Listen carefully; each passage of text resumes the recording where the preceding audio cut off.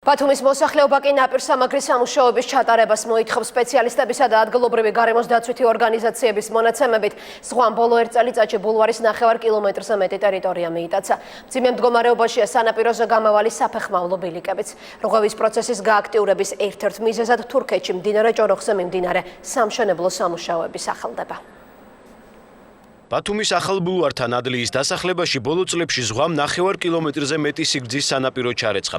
ადგილობრივები იხსენებენ, რომ ტერიტორიაზე, სადაც ახლა ტალღებია, ქარხანა მუშაობდა და სარკინიგზო გზაც გადიოდა. ზღვის ღელვის გამო კი ქარხანასთან ერთად საცხოვრებელი სახლების 3 რიგი დაინგრა. ადლიაში ფიქრობენ, რომ ეს შედეგი წლების განმავლობაში ნაპირსამაგრის სამუშაოების ჩაუტარებლობამ განაპირობა. 700-800 მეტრამდე ადგილი გიგვახსოვს ჩვენ მაქაურობაში. ისე პირდაპირ გზა მიდიოდა, მე კუკუშკა გადიოდა. ზახადან ძველები ტყავის ქარხანა იყო და იქიდან იქ ხრეჭი დავდნენ რაღაცას. კუკუშკები იყო იმ დროს. იმ ხელა ადგილი გვახსოვს. ქონდა ჩაღარვა 5 ტონიანი, 10 ტონიანი ხლები რო დაიგავთ. აი თურქებმა რო გააკეთეს ეს მიგდა ნახეთ. აქეთ შემოვიდა ზღვა.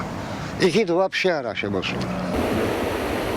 ეს 2008 წელს აჭარაში შტორმის დროს გადაღებული კადრებია. მაშინ ზღვამ 18 მეტრით გადმოიწია, თუმცა სანაპიროს რღვევის პროცესი ახლაც აქტიურად მიმდინარეობს.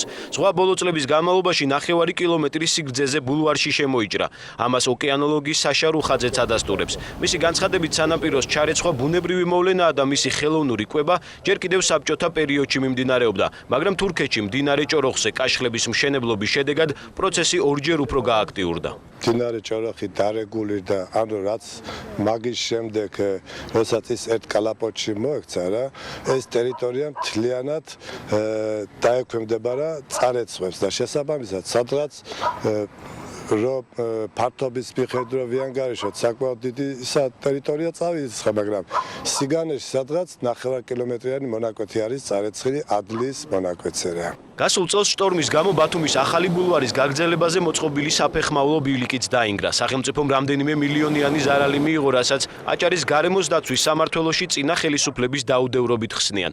უწყებაში აცხადებენ, რომ თავდაპირველად ნაპირის გამაგრება უნდა მოხდარიყო. წელს აეროპორტის მიმდებარე ტერიტორიაზე 100,000 კუბური მეტრი ინერტული მასალა ჩაიყრება, თუმცა რამდენად ხანგრძლივად დაიცავს ეს სანაპიროს ჯერჯერობით ძნელი სათქმელია.